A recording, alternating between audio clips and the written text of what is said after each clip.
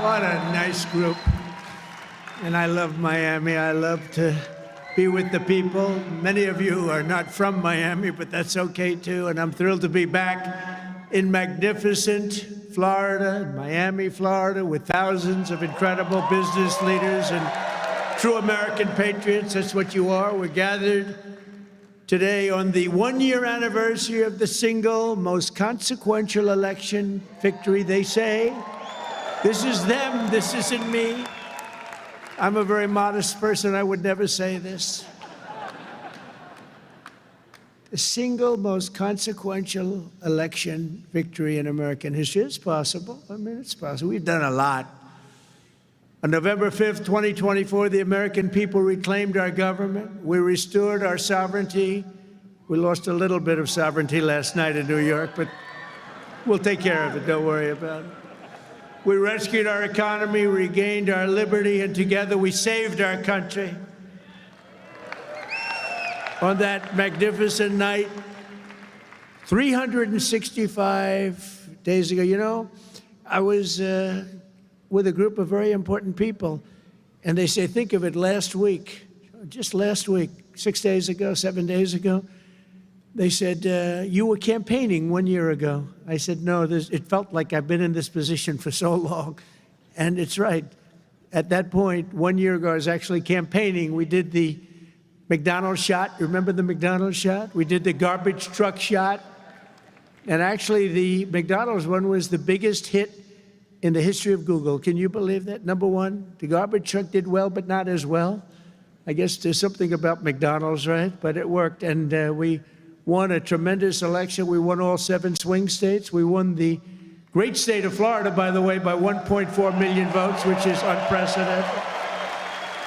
Biggest victory ever in Florida, including an 11-point victory right here in a place called Miami-Dade County.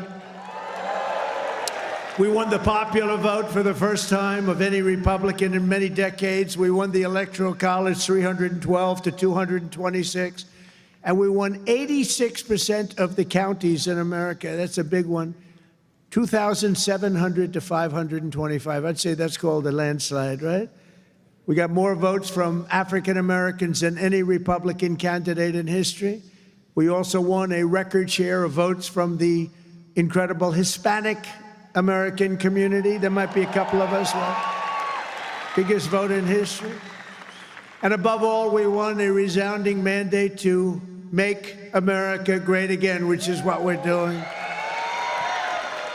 And every day since, I've been fighting to turn the promise made into the ultimate promise kept. We're going to do our job. We have a big job to do. We've done really well. I think it's the best 9 months, they say, of any president. And I really believe that if we can have a few more 9 months like this, you'd be very happy, you'd be very satisfied. But it's been pretty incredible, with trillions and trillions of dollars being poured back into our country by other countries and other places and people. 1 year ago, we were a dead country. Now we're a country that's considered the hottest country anywhere in the world. It's the hottest country. We are now in the hottest country anywhere in the world. And I'm pleased to report that today the United States has the strongest economy, the strongest borders, the strongest military, the strongest friendships, and the strongest spirit of any nation anywhere. We have the greatest economy right now. A lot of people don't see that. But if you look at what's happening with all the factories, AI, auto plants all over the country being built, that if you would have thought about that 2 or 3 years ago, you would have said it was the opposite. They were all leaving. Now they're all coming in. They're all coming back, and then some. And I think that we can honestly say, and I think you're going to see it even more so over the next 12 months, that this is the golden age of America. This is the golden age. In the prior 4 years, crooked Joe Biden oversaw less than $1 trillion of new investment in the United States. So in 4 years, less than, think of it, less than 1 trillion. That was not doing too good. In 9 months, I've secured commitments of over $18 trillion, and we're going to have $21 trillion within the first year.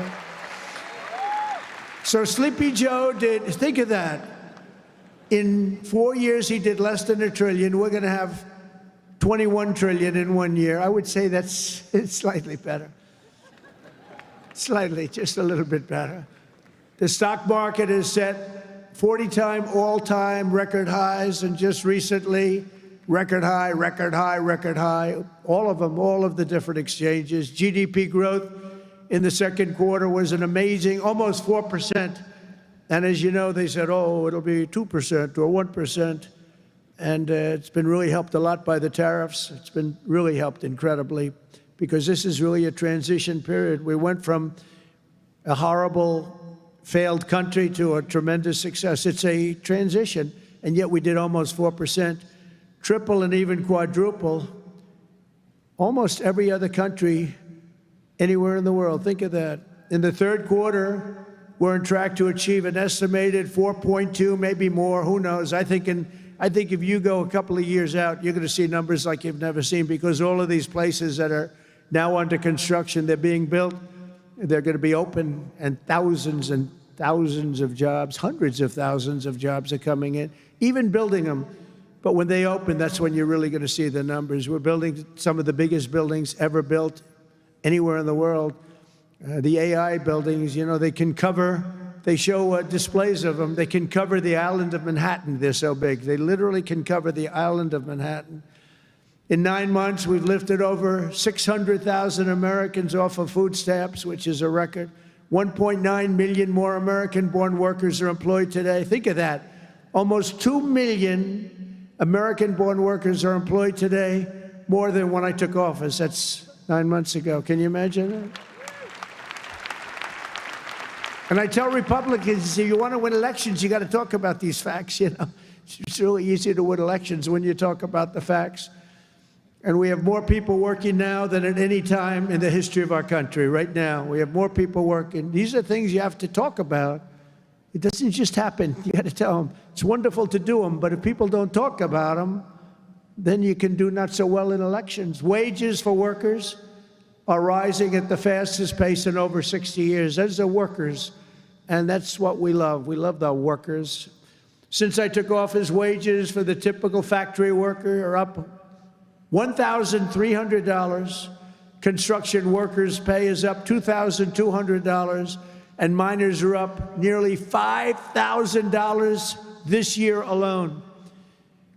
And that's good, because it's not, you know, such an extra cost to the company. It really isn't. Somebody would say, oh, what's going to cost more? The fact is that they're doing such business like they've never done. You're going to start seeing numbers coming out very soon that are going to blow your mind. Under Biden, we had the worst inflation in modern history. We had inflation that was so bad, costing the typical family about $33,000 over a period of time. Their policies send food prices up 23. They come in, you know, when I first came in, I was in for 3 days, and one of the fake news members, they're all back there. That's a lot of press. Fake news. They said, egg prices are through the roof. I was there for 3 days, and this maniac, this lunatic person, happened to be a woman. Sir, what are you going to do about egg prices? And they had gone up like 4 or 5 times. I said, well, you just told me it has a problem. And people weren't buying Easter eggs. You believe it? I said, we're buying Easter eggs for the White House, for the egg hunt, the famous egg hunt. But within a couple of months, we got them down. We have a great Department of Agriculture headed by Brooke Rollins, and we did a great job, and we got them down to the level they originally were a long time ago. And we have that in just about everything. And if we don't have it, we get them down. Their policies sent food prices soaring 23%, the Biden policies. And it wasn't him. It was the people surrounding him around the desk. He didn't know what the hell he was doing. Biden. How the hell did that happen? Well, I know how it happened. A rigged election. That's how it happened. Think of the damage done. Although I must tell you, but this is a much more powerful term. I mean, this is a much better term. In one way, it's bad to see how bad people. You're going to see the same thing in New York, by the way. You watch what happens in New York. Terrible. But you're going to see that same thing. And I hope it doesn't happen, but you're going to see it. Gas prices are surging to $5 a gallon. even higher, and mortgage rates skyrocketed by 152%. But under the Trump administration, all of that is changing. Prices are coming down very fast, and we're bringing them back to the beautiful part where you can have, and you can truly say, we're talking about the American dream again. You didn't used to hear that term. You heard it during my 4 years, and then it disappeared. Now you're hearing it again more than ever. Because we had the most successful economy in the history of our country during my first 4 years. We rebuilt the economy, cut the biggest tax cut in history. We had the biggest tax cut in history, the biggest regulation cut in history. That's why we had the great economy. And now the only difference is we're doing better this time. Actually, we're going to have a bigger, better, stronger economy than the first 4 years. And that was the most successful economy in history. Gasoline prices have plummeted to the lowest in 2 decades, and we're going to soon see $2 gasoline. Think of that, $2 a gallon. It was up to $4.50, $5. And you know, when you get gasoline and you get oil and gas down, it's so big, it's so massive, the importance of it, that everything else starts to follow. And that's what's happening. Grocery prices are way down, and Walmart just announced that the cost of their standard Thanksgiving meal, this is the greatest. They're greatest, they're wonderful. They come out every year with how much does a Thanksgiving meal cost compared to last year, right? And it always goes up, up, up. It's 40%, 30% more. Is 25% lower than 1 year ago. Isn't that great? That's a big deal, Rima. That's a big deal. I don't know if they care about that in Saudi Arabia, but here it means a lot. We got the princess here from Saudi Arabia. She's got a lot of cash. Serious cash, and she's a great person. So she doesn't care about the price of a turkey is down a little bit, you know, she doesn't have to worry about it. Since March, the price of eggs is down 85%. Energy prices are down, interest rates are down, despite the fact that we have a total nincompoop at the Federal Reserve. It was recommended by one of my real great people, who I'd never spoke to again. And the cost of the typical new mortgage is down by nearly $3,000 a year. Day by day, we're making America affordable again. It's going to be affordable again at a really record pace. And, you know, other people are going to take credit. All the mayors and all the governors, they're going to say what a great job. They didn't do a damn thing. Yet as we speak, the Democrats in Congress are trying to put all of this progress at risk and drag us back to the Biden policies of soaring prices, crushing energy costs, massive spending, open borders, let the world come into our country from prisons and from mental institutions, let them pour in, and rampant inflation. That's what Biden gave us, all of those things. With the reckless Democrat shutdown, virtually every Democrat in Congress has voted to hold the American people hostage in an effort to extort hundreds of billions of dollars in new spending. They're demanding free health care for illegal aliens that just came into our country from prisons and from mental institutions, and drug dealers and drug addicts, and they want to give $1.5 trillion in giveaways that would turbocharge rapid inflation again, as they did the first time. You remember that just a couple of years ago, 4 disastrous years we just had. They were the worst years. Meanwhile, the radical left Democrats are causing millions of Americans who depend on food stamps to go without benefits. They're forcing federal workers to go without paychecks, and they're stranding thousands of travelers at the airports. And you understand it, and they understand it. All because they want to return to the failed Biden policies that created, and also Obama policies. I watched him the other day up talking, well, Donald Trump is a mean person. I'm not a mean person. I just want to have a country that's great again. Is that okay? I'm not a mean person. He's a mean person. He's a divider. He's a divider. Obama, Barack Hussein Obama. And by the way, ask him how he's doing on his museum library. He's got hundreds of millions of dollars of cost overruns. It's come to a dead halt. He built it in not a particularly good location. He's not into real estate, you know. He doesn't know about location. He doesn't know about location. But he built it in a location that's not going to be too good. but the thing has come to a dead halt. It's way over budget. It's sort of like Gavin Newsom in California. He's got a train that was supposed to go from San Francisco to Los Angeles, which is a stupid idea because an airplane is faster. I don't care how fast it goes. And they had plenty of airplanes. San Francisco, inside San Francisco to inside right there, LA. And what they did is they said, oh man, this has been going on for years. It's billions and billions of dollars over budget. So what they decided to do is cut it so that it doesn't go into San Francisco and into LA. It goes way short of both. And then they cut it again and again and again. Pretty soon they're gonna have like 2 miles of track. Billions and billions of dollars, totally incompetent. The biggest cost overrun proportionately that I've ever seen. Many, many, many times more. And it's no longer the same. It was supposed to go into the city. Now it's way short, many miles short of the city.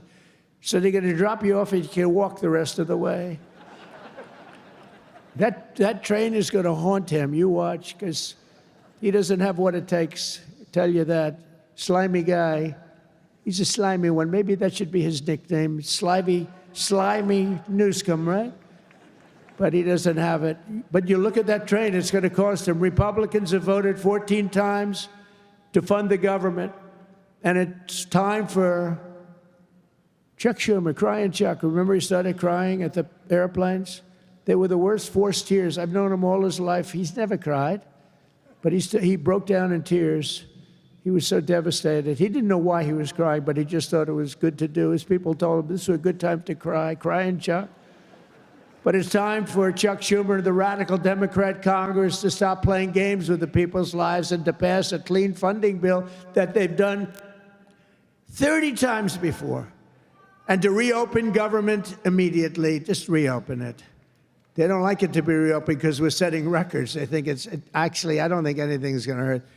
We are so strong now that I'm not sure that anything's going to hurt. But it would be good to open it up, take care of the people with jobs that aren't going to get paid and aren't getting paid.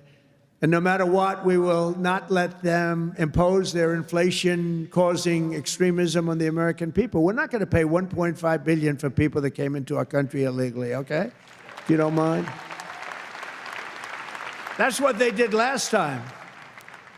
Remember the Inflation Reduction Act?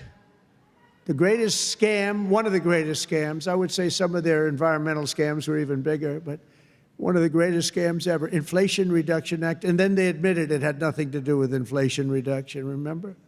But it did actually cause massive inflation. It actually caused massive inflation. But we don't use auto pens in the Trump administration to sign things. We don't believe in that. You know, I get these guys come in with these big, beautiful documents, gorgeous, beautiful, must cost a fortune. I should check the price. But, you know, a general is being made or something, you know, some big post. And they say, sir, would you sign this, please? It's going to be a 4-star general, or it's going to be a big cabinet position, or it's going to be something with medical or whatever. I take my pen and I sign it. In his case, they walk it into a room and they give it to somebody who's no idea who Biden is. But Biden doesn't have any idea who he is either. And they have a machine sign it, the auto pen. And all of the pardons, he gave thousands of pardons to people. He had no idea about it. He didn't know about it. And therefore, all those pardons are void. You know, you have to have, it's a very complicated thing if you're going to use a machine. You have to do it properly. And he didn't have any idea what was happening. And this is what we had as a president. We don't want that. You have the opposite right now. I don't want to be braggadocious, but you have the exact, I know exactly what's happened. If you want to see what congressional Democrats wish to do to America, just look at the result of yesterday's election in New York, where their party installed a communist as the mayor of the largest city in the nation.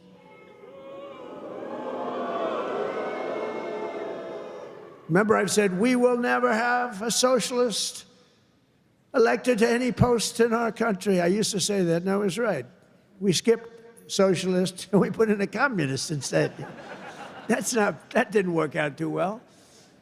But as I've warned for many years, our opponents are hell-bent on turning America into a communist Cuba or socialist Venezuela, and you see what happened to those places. For generations, Miami has been a haven for those fleeing communist tyranny in South Africa. I mean, if you take a look at what's going on in parts of South Africa, look at South Africa, what's going on. Look at South America, what's going on. You know, I'm not going to, we have a G20 meeting in South Africa. South Africa shouldn't even be in the Gs anymore because what's happened there is bad. I'm not going. I told them I'm not going. I'm not going to represent our country there. It shouldn't be there. Take a look at what's happening in different parts of South America. Take a look at what's happening in different parts of the world. But now the Democrats are so extreme that Miami will soon be the refuge for those fleeing communism in New York City. They flee. They flee. Where do you live? New York City, but I'm trying to leave because I don't want to live in a communist regime. I hope it works out for New York. I love New York. I love New York. When I left New York for the White House, it was good, except we had, you know, the telltale signs of trouble because we had a guy named de Blasio. Do you ever hear of him as mayor? He goes down as probably the worst mayor in history. Then he went to Harvard to teach government. Do you believe it? They took de Blasio, and they took that mayor from Chicago, the woman, the one that gets her hair done very expensively, right? Beautiful hair. She got beautiful, luxuriant hair. And they took her, and she's teaching at Harvard. They're teaching government. And then you hear about Harvard. We're trying to work a settlement with Harvard right now for about, like, a lot of money. I won't tell you what, but you'll be reading about it pretty soon. Because what they've done to Jewish people and what they've done to others is pretty bad, I'll tell you. It's pretty bad. Going to cost them a lot of money. After last night's results, the decision facing all Americans could not be more clear. We have a choice between communism and common sense. Does that make sense to you? Common sense. It's common sense or communism. And you know, you take a look back 1,000 years, it hasn't worked. If it worked, we'd be using it, I guess, but it hasn't worked. Our opponents are offering an economic nightmare. We're delivering an economic miracle. We have delivered in 9 months, this is the biggest investment of funds in a country in history by many times. That's good. They want higher spending for government and illegal aliens. We want bigger paychecks for American workers and American families, and that's what we're delivering. You see that. They stand for crime and chaos and corruption. We stand for law and order and justice. Also, strong borders. Boy, do we have strong borders.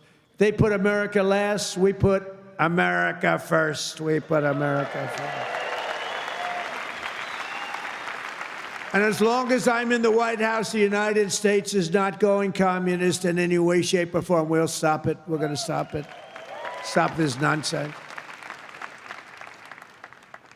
You know, I said they were voting last night.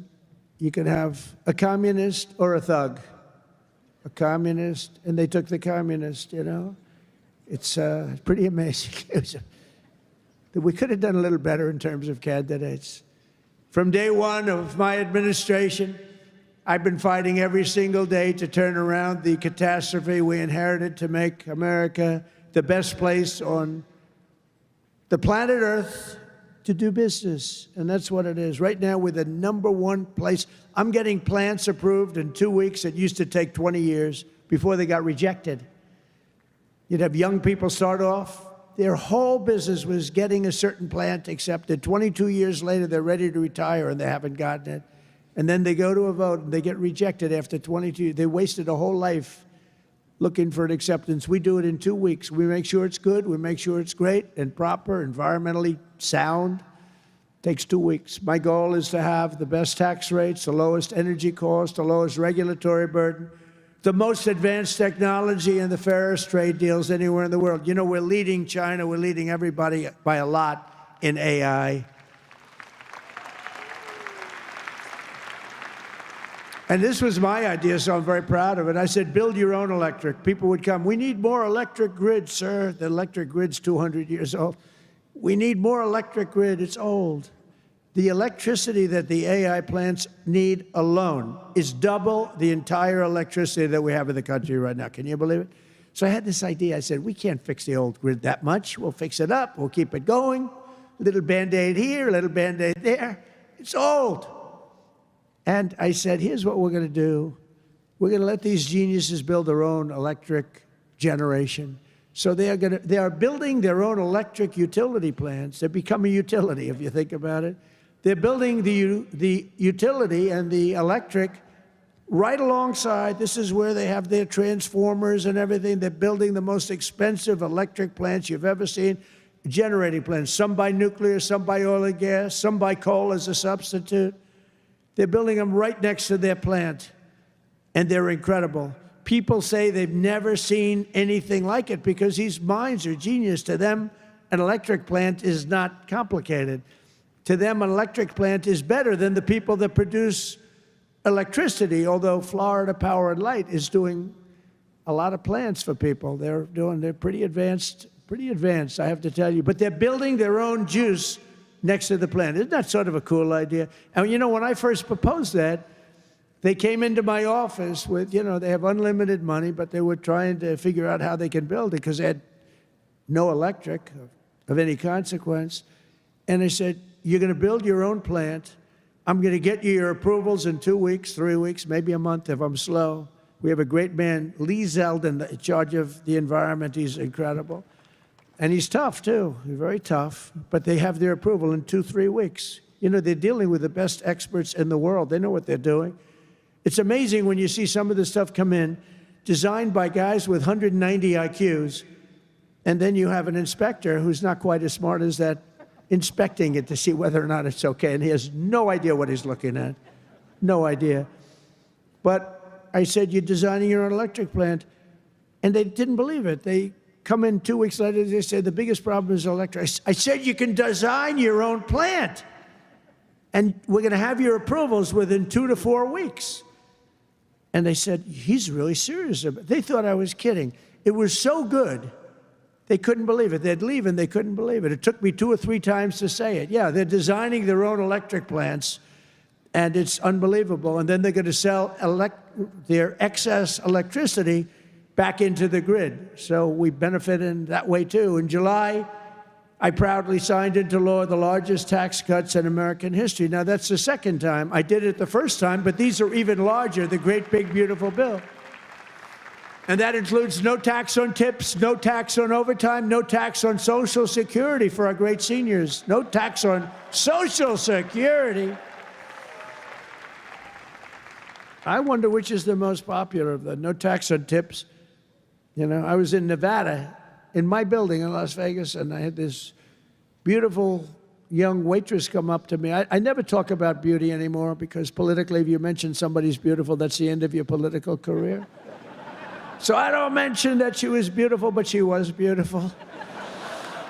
And she came up, and I said, how you doing? Oh, sir, I'm not doing well. The government is horrible on tips. I said, really? How do they tax? They tax tips?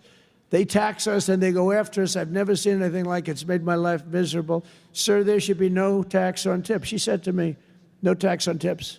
I said, say it again. She said, sir, there should be no tax on tips. So we had a lot of the fake news waiting for me outside of the restaurant. So I went out, I said, ladies and gentlemen, I have an announcement to make. There will be no tax on tips. That's how it all started. And I won Nevada. I won Nevada.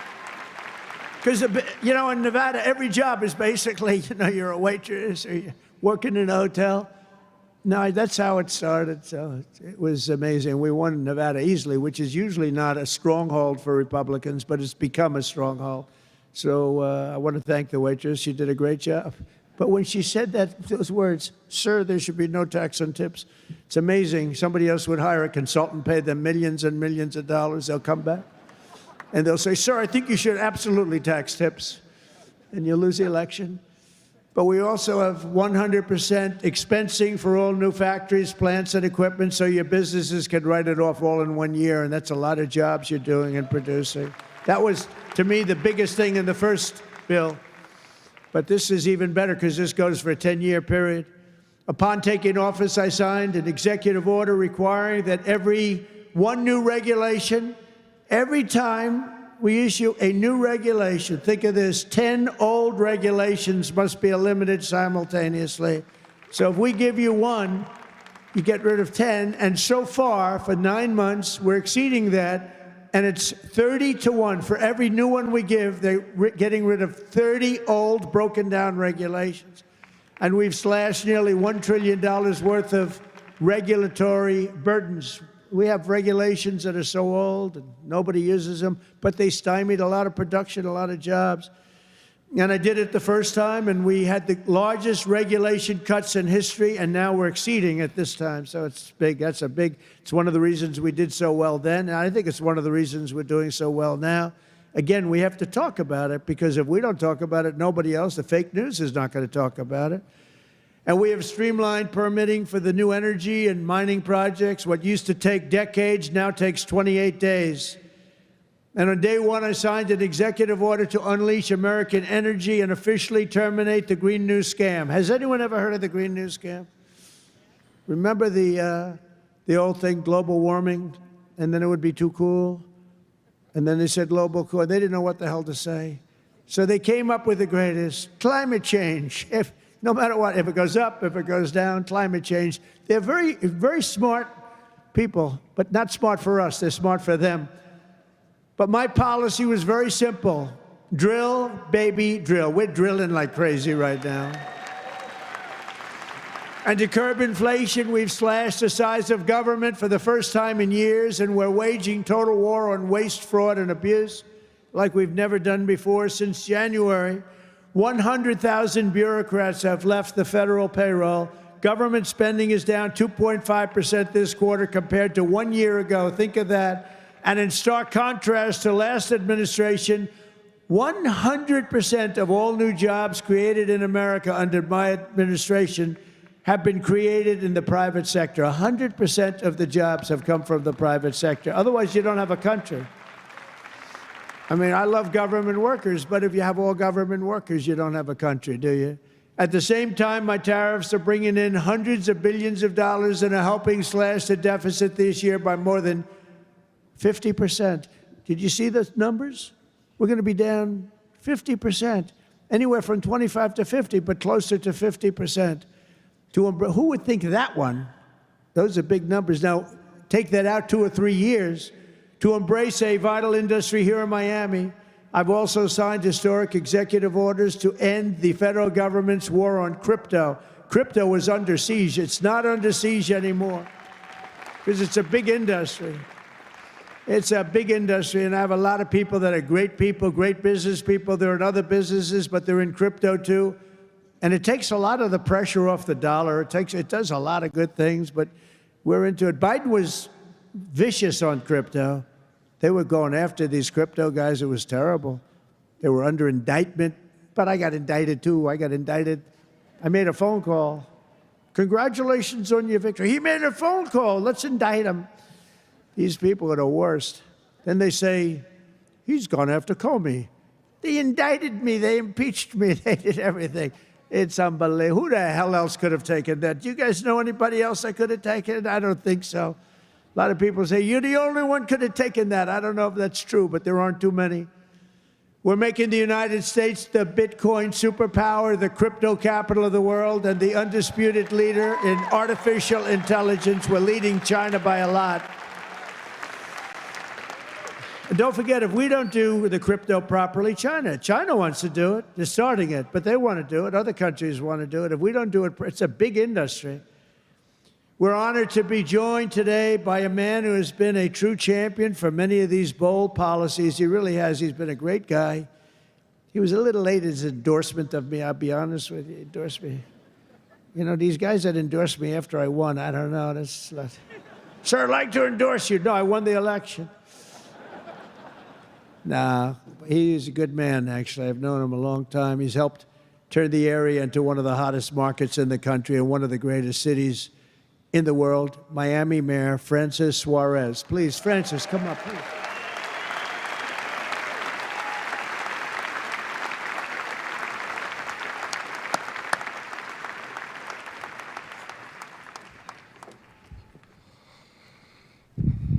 You're never gonna let me forget that one, huh? Thank you, my brother. Thank you, Mr. President. Just a little shorter than you were. Oh, it's truly a great honor to be here with you this afternoon and to have you here once again in the great city of Miami. Your leadership and your vision have shaped not only our nation, but also the future of our city. Miami's success today is rooted in the values that are deeply American: opportunity, freedom, safety, and innovation. These are values that you have championed with conviction, and they are the same values that have made Miami a symbol of what's possible.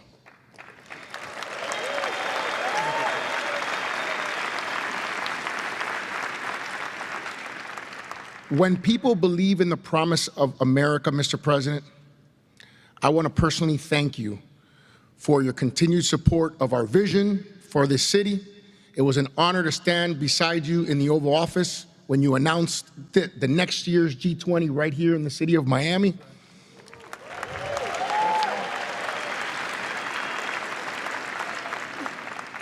Thank you for choosing our city to host what is perhaps the most important and consequential gathering of leaders from around the world. Miami has come a long way, and we will rise to the occasion, Mr. President. On behalf of the people of Miami, it is my privilege and honor here, on behalf of my wife, the America Business Forum, Nacho, Sergio, and everyone, to give you like real estate, right? I do. Yeah. This is a key that opens some really nice presidential library real estate.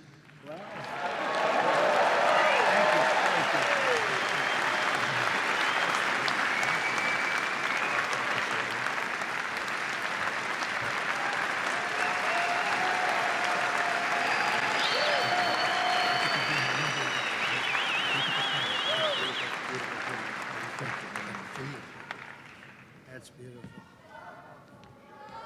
Thank you. Thank you very much, Francis. I appreciate it.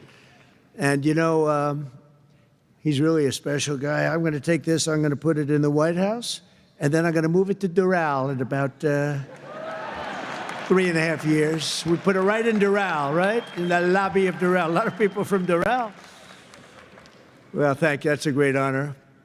I also want to thank a man who has been unbelievable in terms of Israel and so many other things. He was a great real estate developer, but he had a great personality.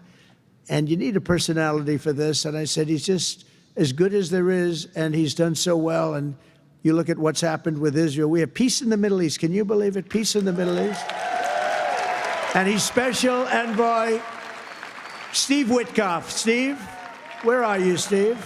Wherever you may be. Where are you? Steve, thank you. What a job you've done. Thank you very much. What a job he's done. That guy's got that personality.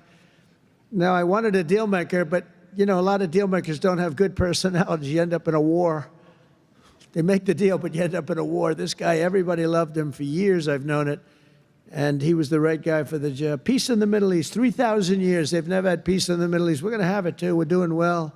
Just keeps going along, and we just had a meeting. It's even more and more so, and so many people in this room are very much into Israel and the Middle East, and it's been amazing what we've been able to do, and you've done such a big part of it, along with a very special young genius named Jared Kushner, who helped you so much. Stand up, Jared. And he's the father of the Abraham Accords, right? He's the father of the Abraham Accords. And by the way, my granddaughter, Arabella, would you stand up, Arabella? She looks so great.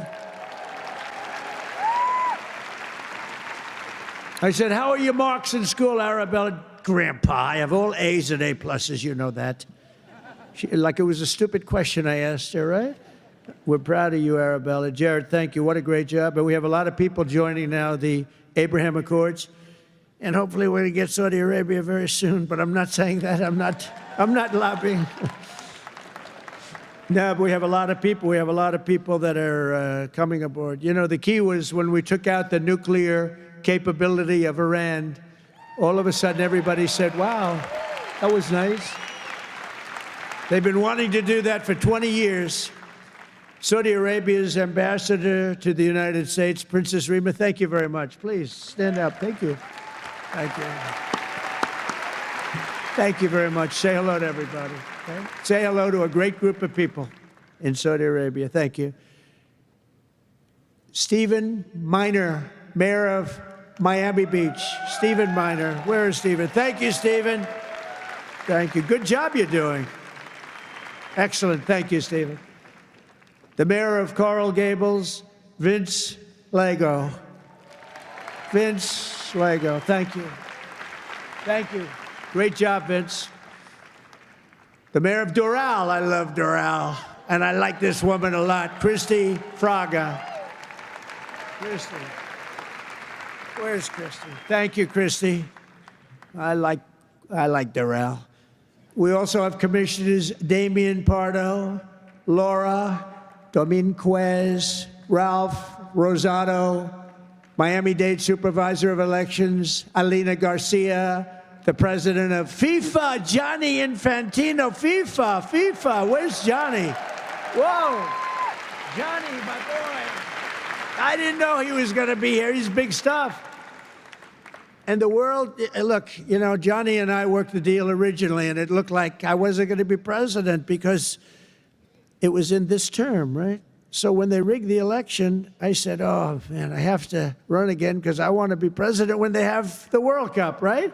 And look what happens, Johnny. I'm president when we have the World Cup. It wasn't supposed to be that way. But I can only tell you that the tickets are selling at numbers and record like they've never sold ever before. I heard you just told me that they're doing record business, right? The way you had the World Cup coming, think of it, we have the World Cup coming, we have 250 coming, and we have the Olympics. 250 is 250 years of age. And we have UFC at the White House, by the way, on June 14th. That's going to be at the White House. That's going to be a tough ticket. That's UFC, but we have, think of it, Johnny is there with FIFA, and we have the Olympics. We have it all coming. It's all this thing. I'm glad I'm sort of happy the way things worked out, you know? It's turned out to be as good as it could be. I think we've made more progress than we ever could have made in the second term. I think this is really more progress being made. We also have Formula One CEO Stefano Domenicali, and where's Stefano? Very good. That's big stuff. We have a lot of big people here today. We also have a gentleman who called my election successfully. He said, and Donald Trump will be the next president of the United States. Got a great voice. Bret Baier. Where's Bret Baier? Bret Baier. Where is he? And his son is with him, Paul. Paul's a very good golfer, so is Bret. Thank you, Bret. He's doing an interview with me right after the... Oh, is that Paul? Stand up, Paul. Paul, did we take your father easily in golf? Tell me, huh?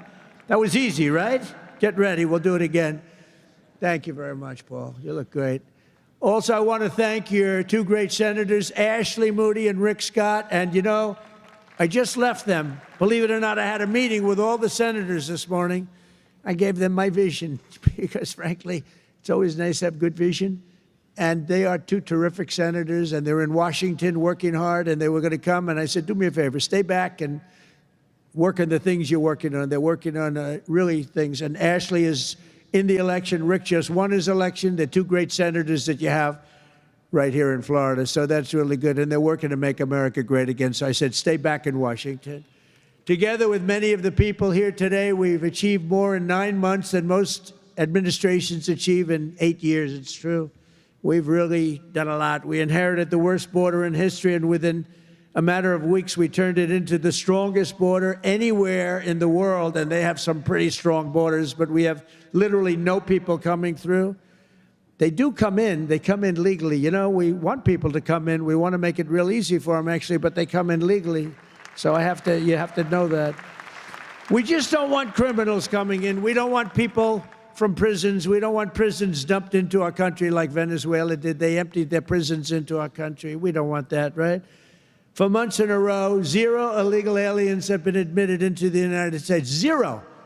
They actually announced it. This is an official zero. Remember when Biden said, I have no control over the border? Millions of people pouring through, not people that you could look at them, not that we discriminate. You could look at them and say, these are not going to be perfect for our country. They were rough people that they let in. They had 11,888 murderers, 50% of which murdered more than one people. We don't want them. We're getting a lot of them out. Hopefully we're going to soon have all of them the hell out of here. Either out of here or we have to put them in jail because they're so dangerous. Some are so dangerous we don't want to bring them out. We'll just make sure they never come back in. But this is what they were putting in our country, and it's a disgrace. On day one, I signed an executive order to designate the drug cartels as foreign terrorist organizations. We had a big, strong, positive number come out just recently. The drugs coming into our country are way down. I'll tell you where they're really way down is drugs coming in through water. People are saying, no thanks. I don't think I want to ride in that boat today, please. We want you to take these drugs into the United States. You know what? I think I'll take a pass, sir. The drugs coming in by border are not much. Every boat that we hit kills, think of this, if it gets through, kills 25,000 Americans plus, but 25,000 Americans. Every time we hit a boat, we save 25,000 lives. Got to look at it that way. And we're arresting and removing thousands and thousands of dangerous gang members, MS-13, Tren de Aragua, all these gang members are being thrown the hell out of our country. And if you look at Washington, D.C., it's now a safe community. We're in Memphis now, and within 2 weeks, all of a sudden, it's like a safe community. It's really made unbelievable progress. And we're blowing up cartel terrorists. We're blowing them up linked to the Maduro regime in Venezuela and others. Look, it's not just Venezuela. But a lot of things are coming in. Look, Venezuela emptied their prisons into our country. Nobody wants that. They emptied their prisons into our country. We're liberating our cities from the scourge of violent crime, making our country safe and beautiful again. We're starting in our capital, Washington, D.C., which right now you can walk through the middle of Washington. You have no problem. 6 months ago, that wasn't the case. 1 year ago, it was a disaster. But law enforcement, our military has done an incredible job, actually. It's a safe, very, very safe city again. And it's been beautified. We're putting new medians in. We're covering the roads with nice, clean, beautiful asphalt. We're redoing the grass in the parks. It's really becoming beautiful again, and it's safe. We don't get calls that, think of it, call to the parents, your son, sir, has been killed. He came to see the Lincoln Memorial, and he's dead.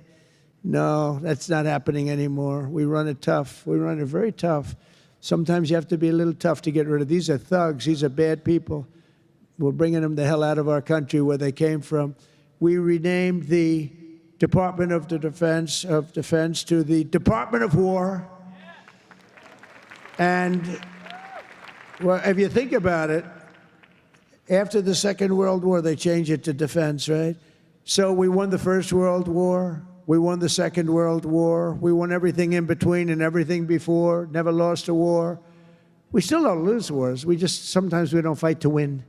You know, we'll stay around the country for 15 years, just bomb the hell out of everybody, make everybody miserable. Nobody knows why we're there, you know, the wars that never end. But we made it clear that the days of political correctness in our military, they're over. We don't want to get into wars. I rebuilt the military. We have the strongest military by far in the world. We make the best equipment, the best missiles, the best rockets, the best everything. We redid our nuclear. We're the #1 nuclear power, which I hate to admit because it's so horrible. It's such a horrible situation if it ever has to be used. Russia's second. China's a distant third, but they'll catch us within 4 or 5 years. They want to catch us, and they'll be able to catch us. And we're maybe working on a plan to denuclearize the three of us, so we'll see if that works. But we have the strongest military anywhere in the world by far. We're investing $1 trillion in the United States Armed Forces this year. It's the biggest amount we've ever invested, and the spirit of service members is soaring like never before. We used to have recruiting shortages a year ago. You remember, you couldn't get people to join our military all around the world. You couldn't get them to rejoin. You just couldn't, no matter what you do. That we were way short. Now you can't get into our military. The waiting list, you have waiting lists to get into our military because we have spirit in our country. Then all around the world, America is making peace, and we're really making peace through strength because they know they're not going to mess around with us. Nobody's going to mess around with us. You saw what happened. We made a deal with China last week, and we made a deal with Japan last week. We made a deal with Malaysia. They helped us so much. All great economic deals, all great. Great for everybody. In 8 months, I ended 8 wars, including Kosovo and Serbia, the Congo and Rwanda. That was going on for a long time. Pakistan and India. You know, I was in the midst of a trade deal with both of them. And then I read on the front page of a certain newspaper, I said, I don't know, mention the newspaper because it's usually fake news, but I heard they're going to war. 8 planes, 7 planes were shot down. An 8th was really badly wounded. But 8 planes were shot down, essentially. And I said, this is war. And they were going at it. And they're 2 nuclear nations. I said, I'm not going to make any trade deals with you guys unless you agree to peace. No way, this has nothing to do. I said, it has everything to do. Your nuclear powers. I'm not trading with you. We're not making any deals with you if you're at war with each other. A day later, I get a call. We made peace. They stopped.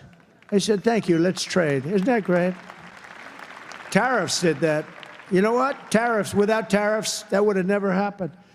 Israel and Iran, Egypt and Ethiopia, Armenia and Azerbaijan, and Cambodia and Thailand. All of them were in war, starting war. Some of the wars were 32 years old. One was 38 years old. Amazing. They tried to, President Putin, I spoke to him 2 weeks ago, and he said, on the one, he said, we've been trying to settle that war for 10 years. We weren't able to do it. You got to settle. I got some of these things settled in an hour. No help from the United Nations at all. The only thing I got from them was a blank teleprompter. Remember I went up there, Princess? Ladies and gentlemen, on behalf of the United States of America, President Donald J. Trump, I'm looking at the teleprompters, and I have all my friends, including your family, sitting out there, 158 leaders, some in beautiful silk white robes, others in bad shirts, bad ties, and some in beautiful shirts and ties. But they're all the leaders, 158 leaders. And they're saying, President, and I'm walking up to the President Donald J. Trump, and I'm looking at the teleprompter, stone cold blank. They did it on purpose. And I think I gave my best speech. That's what I was told.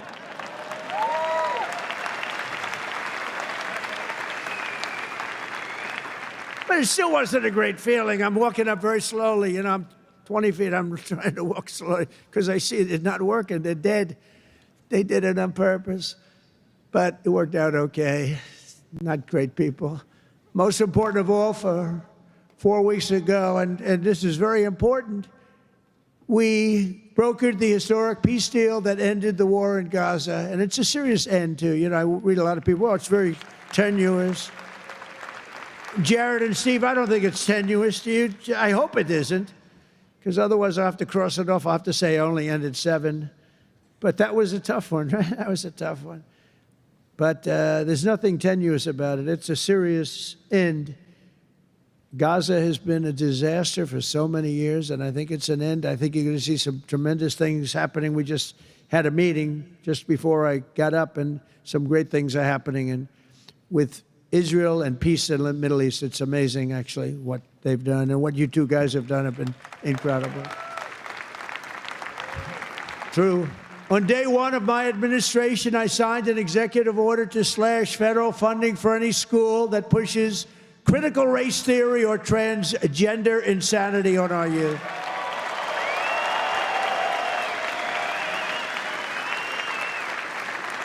And we completely banned the chemical and surgical mutilation of our children. Think of that. Can you imagine somebody 15 years ago saying we stopped the surgical mutilation of our children? We stopped the chemical mutilation of our children. Can you imagine that? They would have said, this guy's crazy. And now you're saying thank you very much because you know it's true. How about this one? We got men out of women's sports. It's over. It's over. Men out of women's sports. They had a race here, the long distance, a super, I don't know what the hell, a race, one of these all-day races. They had the top women, the top men. The man won by 5 hours and 18 seconds, okay? What the hell? How about the weightlifting? 218 pounds by a woman. That's a lot to lift over your head, Rima. I don't know if you might be able to do it. 218 pounds or whatever was the record. A man beat the record by 100 pounds. It stood for like 17 years or something. A man beat the record by 100 pounds. He was a failed male weightlifter, but as a female, he did very well. That's a record that won't. This is a thing that stood. They'd put a quarter of an ounce and a quarter of an ounce on each end. 18 years the record stood. Then a guy comes along, ping, ping. This is these people are crazy. And Mandami, whatever the hell his name is in New York. No. He thinks it's wonderful to have men playing in women's sports. The swimming's good too, you know? You know the story? Records are being beaten by numbers that nobody's ever seen, nobody ever thought possible. But a lot of those records are being changed back to where they should be. And I made it the official policy of the United States government that there are only two genders, male and female.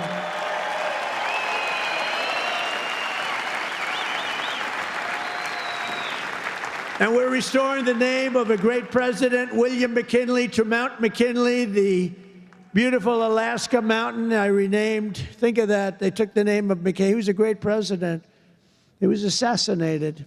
He was a great president for tariffs. He was the tariff king, and he made our country very rich. And then Teddy Roosevelt spent the money on the Panama Canal and many other things. And everyone thinks Teddy was a great president. He was. But the one who built all that money was McKinley. So we renamed the mountain back to Mount McKinley. Is that okay? I think so. You know, I'll tell you what, who's happy about that is the great state of Ohio. He was governor of Ohio and became president, did a great job, made the country very rich. He was killed. Mount McKinley was named, and then the name was taken off. And we put it back on. And I renamed the Gulf of Mexico to the Gulf of America. That was an easy one. That was an easy one, Johnny. That was easy. You know, look, we have 92% of the shore. I used to say when I was a child, I'd say, how come it's called the Gulf of Mexico? It's mostly America. You know, all the way, it wraps around Florida, all the way up. It's 92% of the shoreline. I said, I think to me it's the Gulf of America. Little did I know I'd have the chance to do it. I did it very quickly. For years, our country was run by radical scoundrels and far-left bureaucrats who created one catastrophe after another, wrecking our economy, erasing our borders, and surrendering America's power and standing all over the world. But after just 1 year since that glorious election, I'm thrilled to say that America is back. America is back. Bigger, better, stronger than ever. And in conclusion, jobs are returning, businesses are booming, and America is respected again, perhaps like never before. Our country is respected again like never. They were laughing at our country. We had a guy who couldn't walk up a flight of stairs. He kept falling. It's very embarrassing. You know, at Air Force One, I go, sir, would you like the short stairs or the long? I say, give me the long every single time, please. The short ones, they call them the children's stairs. I don't want the children's stairs. Doesn't look so good coming out of the children's stairs. Now, if the weather's bad, it's okay, right? If you don't mind. But the communists, Marxists, socialists, and globalists had their chance, and they delivered nothing but disaster. And now let's see how a communist does in New York. We're going to see how that works out. And we'll help them. We'll help them. We want New York to be successful. We'll help them a little bit, maybe. For all of these failed and discredited, really discredited if you think, ideologies of the past, their day is over, their grip is broken, and their time is absolutely done. The golden age of America has begun, and we are just getting started. It's a golden age like you've never seen before. From the steel mills of Pittsburgh to the oil wells of Houston, from the car plants of Detroit, and those car plants are pouring into our country, to the coal mines of West Virginia, those coal mines are opening up one after another. Clean, beautiful coal. You're not allowed to use the word coal unless you say, in my administration, unless you use 2 words before it.